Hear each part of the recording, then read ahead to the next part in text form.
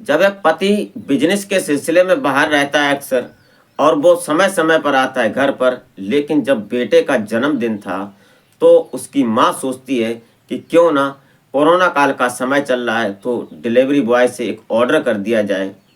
तो उस ऑर्डर से जो केक है वो आ जाएगा घर पर, तो कहीं बाहर जाने की ज़रूरत नहीं पड़ेगी, क्योंकि लॉकडाउन का समय चल रहा था उस समय। तभी उसने फ़ोन उठाया और ऑर्डर कर दिया, और उसके बाद जब एक लड़का वहाँ पर, डिलीवरी बॉय जो था, वो केक को जो वहाँ डिलीवर करने आता है, उसके बाद वो उस महिला से बोलता है कि मैडम, अगर आपको बुरा ना लगे तो मैं आपका फ़ोन नंबर ले लूँ, और उसके बाद अगर हमारे पास, जो हम वहाँ जाएंगे जहाँ हमारी कंपनी है, वहाँ से जहाँ हमसे ये सामान लाते हैं, वहाँ पर अगर जो फीडबैक मांगा जाता है, तो अगर आप हमारी थोड़ी तारीफ़ कर देंगे, हमारी इमेजिंग बढ़ा देंगी, तो हमारी सैलरी में कुछ पैसे बढ़ जाएंगे। ये बात महिला जब सुनती है तो महिला थोड़ी अपने अंदर ये सोचने लगती है कि चलो कोई बात नहीं, 1 मिनट की बात है, अगर कोई बात पूछेगा तो मैं बता दूंगी। इससे अगर किसी गरीब का भला होता है तो उसमें हमारा जाता ही क्या। उसने हाँ कर दी, और हाँ करने के बाद वो जो लड़का था, वो लड़का उससे नंबर लेता है, और उसके बाद उसने एआई के ज़माने में, डिजिटल ज़माने में, उस महिला के साथ उसकी जब फ़ोटो, उससे वीडियो कॉल करता है, फिर उससे बात करता है, फिर उस वीडियो कॉल से उसने जो फ़ोटो लिए थे, उन फ़ोटो से उस महिला की जब न्यूड वीडियो बनाकर उसके व्हाट्सएप पर भेजता है, तो महिला की कहीं न कहीं पैरों तले ज़मीन खिसक जाती है। वो गरीब लड़का जो डिलीवरी बॉय था, वो इतना शातिर था कि उसने एक नहीं, ऐसी 66 महिलाओं के साथ ऐसा दुष्कर्म जैसा कर्म किया था कि उसके बाद पुलिस ने उसको जब पकड़ा तो फिर बहुत कुछ हुआ। क्या हुआ उस लड़के के साथ, कौन महिला थी, वो जानने की कोशिश करेंगे इस वीडियो के माध्यम से। तो आप इस वीडियो में और कहानी में अंत तक ज़रूर बने रहिएगा, और घटना को समझने की कोशिश करते हैं, और आशा करते हैं कि आप अपनी फैमिली, अपने परिजनों के साथ बेहद खुश होंगे, मस्त होंगे। तो वीडियो में आगे बढ़ने से पहले बस आपसे वही एक छोटी सी रिक्वेस्ट, कि अगर आप हमारे चैनल पर नए आए हैं तो प्लीज़ हमारे चैनल को सब्सक्राइब ज़रूर कर लें। इससे हमें मोटिव मिलता है, और वीडियो ज़रा सी भी अच्छी लगी तो एक लाइक और शेयर ज़रूर कर दिया करें। हमारे इस यूट्यूब मंच पर आपका बहुत बहुत स्वागत है। मैं आभार व्यक्त करता हूँ, आपको नमन करता हूँ, आपके प्यार और सपोर्ट को। तो नमस्कार, आदाब, शास्त्रीय काल, मैं अजय कोहली। आज की जो सच्ची कहानी मैं आपको सुनाने जा रहा हूँ, ये कहानी एआई से शुरू होती है और एआई पर जाकर ख़त्म होती है। दरअसल पश्चिम बंगाल का एक इलाका पड़ता है, हुगली, और हुगली का एक पोर्स एरिया पड़ता है, बेहद पोर्स एरिया है। यहाँ पर रईस और अमीर ज़्यादा लोग रहते हैं। यहाँ पड़ता है चंदन नगर, और चंदन नगर के पोर्स एरिया में एक मकान में 2020 का वाकया है। उस समय कोरोना काल चल रहा था। तो जो पति होता है, पत्नी होती है, उसका एक बेटा होता है, नाम ओपन नहीं होगा। वो जो पत्नी थी वो अपने घर पर रहकर अपने बच्चे का ख्याल रख रही है, और जो पति था वो बाहर था, बिजनेस के सिलसिले में अक्सर वो बाहर ही रहता था।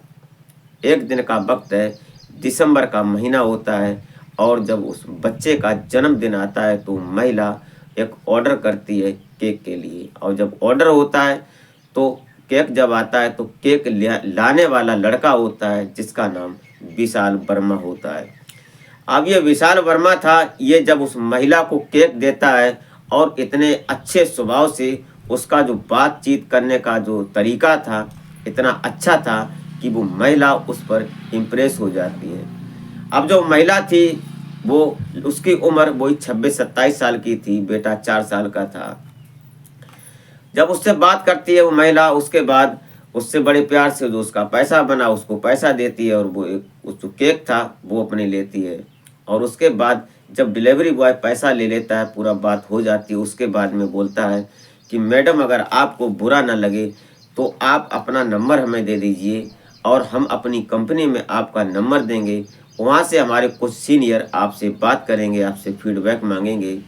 तो आप उसमें अगर थोड़ी सी हमारी तारीफ़ कर देंगी हमारी, तो उसमें हमारी सैलरी में कुछ बढ़ जाता है, हमें इमेजिंग मिल जाती है, और हमारे ऑर्डर आपको देने तक की जो इमेज है वो बढ़ जाएगी, इससे हमारा प्रमोशन भी हो सकता है।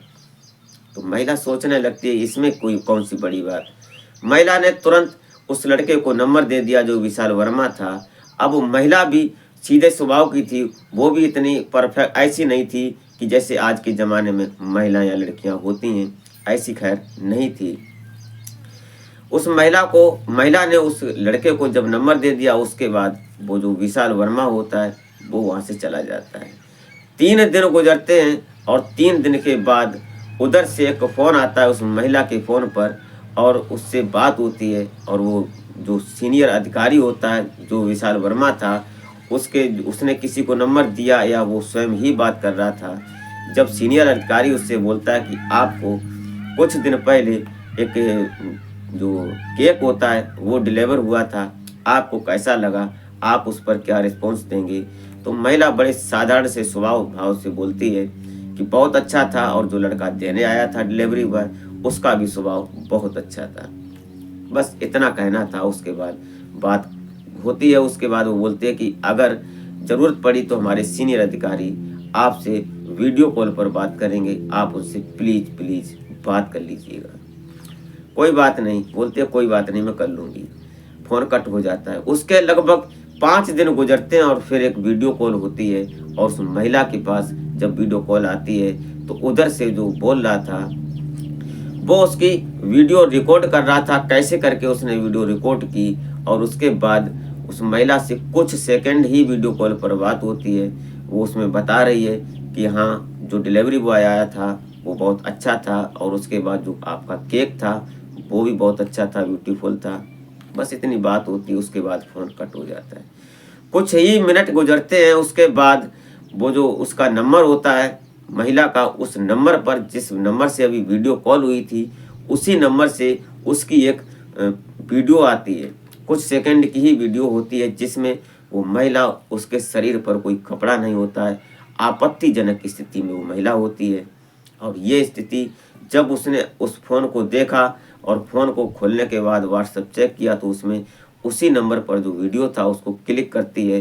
तो वो जब अपने आप को इस अवस्था में देखती है, न्यूड अवस्था देखने के बाद उसके पैरों तले ज़मीन खिसक जाती है। अब वो परेशान हो जाती है, वो करे तो क्या करे। लेकिन उसी बीच वो सोचने लगती है कि चलो कोई बात नहीं। तभी उसके जो लड़का होता है विशाल वर्मा, वो महिला सोचती है कि ऐसा तो नहीं कहीं अगर ये बात सोशल मीडिया पर तैर गई तो फिर क्या होगा, हमारा पति हमें छोड़ देगा। और बहुत उसके दिमाग में बातें आने लगती हैं, उथल पुथल होने लगती है। तभी वो विशाल वर्मा के पास फ़ोन करती है और बोलती है कि तुमने हमसे बात की और फिर वीडियो कॉल हुई, उसके बाद में ऐसी हमारे पास एक व्हाट्सएप पर वीडियो आई, इसका क्या मतलब है, मैं क्या करूं, इसको कैसे डिलीट कराया जाए। अगर सोशल मीडिया पर ये बात हुई तो हमारे पति हमें छोड़ सकते हैं, हमारी ज़िंदगी तबाह हो सकती है।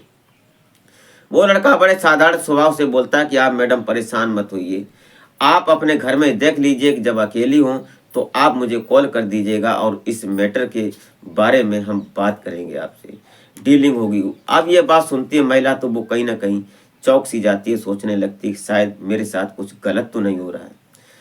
2 दिन गुजरते हैं। उसके बाद वो महिला फ़ोन करती है विशाल वर्मा को और बोलती है कि आ जाओ, आज घर पर कोई नहीं है। जैसे ही विशाल वर्मा उसके घर जाता है तो उसके साथ में एक लड़का और होता है जो कि सुमन मंडल होता है। अब ये सुमन मंडल जो था और विशाल वर्मा दोनों उसके घर पहुंचते हैं। वहाँ बैठकर डीलिंग होती है। वो महिला बोलती है कि मेरी वीडियो को डिलीट करवा दो। अब वो बोलता है कि इस पर बात करते हैं, इसमें जो डीलिंग है वो उसको क्लियर करते हैं। तो महिला बोलती है मुझे क्या करना होगा। तो फिर वो वहीं पर बोलता है कि मैं और तुम दोनों इंटीमेट होंगे। ये बात सुनकर महिला कहीं ना कहीं डर सी जाती है, सोचने लगती है कि मैं क्या करूं। लेकिन कोई बात नहीं, वो सोचती है कि चलो आज हो जाएगा, उसके बाद वीडियो डिलीट हो जाएगी, फिर मैं फ्री हो जाऊंगी। उसने अपनी इज्जत को बचाने के लिए कोशिश तो की लेकिन शायद वो बच नहीं पाई। अब विशाल वर्मा और जो जो ये सुमन मंडल होता है, ये उस महिला के साथ बराबर इंटीमेट होते हैं। उसके बाद जब ये सब करने के बाद अब एक इंटीमेट हो रहा है तो दूसरा उसकी चुपके से वीडियो बना रहा है, और ऐसा उसने जब कर लिया उसके बाद दोनों लोग वहाँ से निकलते हैं और वो महिला उससे तय कर लेती है कि अब ये वीडियो हमारी डिलीट हो जाएगी। अगले ही पल जैसे ही वो निकलते हैं वहाँ से, वो जो विशाल वर्मा होता है और जो सुमन मंडल थे, इन दोनों के, जो विशाल वर्मा के व्हाट्सएप से उसके फ़ोन पर एक वीडियो फिर आती है जिसमें अभी वो दोनों इंटीमेट हुए थे, उसी की वीडियो ओरिजिनल आती है। अब महिला और डर जाती है, उससे बात करती है कि ये सब क्या। तो बोलता है विशाल वर्मा कि आप परेशान मत हो, वो तो हमने तुम्हारी एआई से वीडियो बनाई थी, जो पहले वाली थी, वो तुम्हारी ओरिजिनल वीडियो नहीं थी। ये हमने ओरिजिनल वीडियो बनाई है जो हमारे साथ और हमारे दोस्त के साथ जो तुम इंटीमेट हुई हो। ये बात सुनकर महिला कहीं ना कहीं अब और डर जाती है। फिर ये सिलसिला चलने लगता है। वो जब चाहता विशाल वर्मा उसके पास आता, उसके बाद उससे इंटीमेट होता, फिर ब्लैकमेलिंग का सिस्टम ये चलने लगा था। उसके बाद फिर और हरेसमेंट होता है, पैसे लेता जब मर्जी होती उसके उससे, और उसके साथ हम बिस्तरी करता। ये सब होने लगता है। महीने 3 गुजर जाते हैं और 3 महीने गुजरने के बाद अब वो महिला हद हो जाती है उसकी, और फरवरी एंड हो जाती है। अब ये सोचने लगती है कि मैं क्या करूं। तब जाकर उसने एक दिन अपने आप को कोशिश की, और कोशिश करने के बाद वो सीधा नज़दीकी थाने में पहुंचती है, और वहां जाकर अपने फ़ोन पर जो व्हाट्सएप पर उसकी न्यूड वीडियो आई थी, वो वहाँ के थाना इंचार्ज को जब दिखाती है, तो थाना इंचार्ज उस महिला की बात को सुनते तो हैं मगर गौर नहीं करते। वो एफआईआर लिखने के बाद बैठ जाते हैं और वो महिला वहाँ से चली आती है। कोई उस पर रिस्पॉन्स नहीं था, कोई उस पर इन्होंने गौर नहीं किया। फिर कहानी आगे बढ़ने लगती है। कुछ ही समय गुजरा था, इधर पता चलता है कि कई एक थानों में एक डिलीवरी बॉय आता है और वो वहाँ पर उन महिलाओं के साथ गंदी हरकत करता है, उनके साथ इंटीमेट होता है, ब्लैकमेलिंग का सिस्टम। ये बात जब एफआईआर अन्य थानों में आने लगी और जब थाने से संपर्क हुआ, तो जाकर कहीं ना कहीं आज थाना इंचार्ज एक्टिव हो जाते हैं। वो तुरंत उस महिला के पास पहुंचते हैं और उससे पूछते हैं कि उसका नंबर बताओ। अब विशाल वर्मा का नंबर लिया जाता है और पुलिस एक्टिव हो जाती है। उसकी लोकेशन लगाई जाती है और तुरंत जो विशाल वर्मा होता है, पुलिस उसको अपने अंडर ले लेती है। अंडर लेने के बाद उससे पूछताछ की जाती है। अब यहाँ विशाल वर्मा जो होता है, वो अपना एक नया ड्रामा खड़ा कर देता है। वो बोलता है कि सर, मैं डिलीवरी बॉय हूँ, मैं एक गरीब हूँ, मैं मजदूरी करता हूँ, इनके घर पर सामान पहुँचाता हूँ, लेकिन कुछ महिलाएं ऐसी हैं जो हमारे साथ गलत हरकत करती हैं, और जब मैं उनके साथ नहीं करता हूँ, मुझे कई एक महीने गुजर गए, अब मैं थक गया हूँ। जब मैं उनका काम नहीं करता हूँ, तब जाकर ये महिलाएं हमको ब्लैकमेल करने लगी हैं, और उसके बाद इन्होंने ये ड्रामा किया कि हमारे नाम से एफआईआर दर्ज करवा दी। ये बात सुनकर पुलिस भी कहीं ना कहीं सख्ते में पड़ जाती है। वो सोचने पर मजबूर हो जाती है कि क्या ये सच बोल रहा है। फिर उन्होंने उसका जब फ़ोन चेक किया, तो विशाल वर्मा के फ़ोन में लगभग 31 वीडियो ऐसी निकलती हैं जो किसी महिला के साथ न्यूड थी या फिर एआई से बनाई गई थी। ऐसी उसके पास 31 वीडियो निकलती हैं। फिर जब उसका फ़ोन व्हाट्सएप पर चेक किया जाता है, तो उसमें 66 महिलाओं से उसकी चैट निकलती है, और उस चैट के माध्यम से पता चलता है कि ये जो विशाल वर्मा था, ये गरीब था, ये देखने में सीधा साधा था, लेकिन ये अंदर से कितना काला था। ये पुलिस जब उसके चिट्ठा खोलती है, उसके बाद उसके ऊपर अब पूछताछ की जाती है। उसकी जो वहाँ पर पूछताछ होती है, उसके बाद उससे वो बताता है स्वयं कि ये सब मैंने शुरुआत एआई से करता हूँ, जो एआई से बनाते हैं वीडियो, उसका सिर्फ चेहरा लेता हूँ महिला का, और पूरा वीडियो किसी और का होता है, और उस पर इसका चेहरा लगा दिया, और फिर ये सब मैं वीडियो तैयार कर लेता हूँ। उसके बाद उसके महिला के व्हाट्सएप पर मैं ये भेज देता हूँ, फिर उस महिला को ब्लैकमेल करता हूँ। ये बात कभी एलन मस्क ने भी कही थी, जो कि इसके रचयिता और जन्मदाता हैं एआई की। उन्होंने भी ये बात कही थी कि एआई जो है, ये एक बहुत किसी न किसी दिन खतरनाक रूप भी ले सकती है। इससे इंसान जो चाहेगा वो करवा सकता है, और वही उस विशाल ने अपनाया, उसके साथ उसने किया। उन 66 महिलाओं का जब उनसे संपर्क होता है थाने के माध्यम से, तो सभी कह देती हैं कि यही लड़का था, बस यही लड़का था। उसके बाद उसके ऊपर संबंधित धाराएं लगाई जाती हैं और उसको जेल भेज दिया जाता है।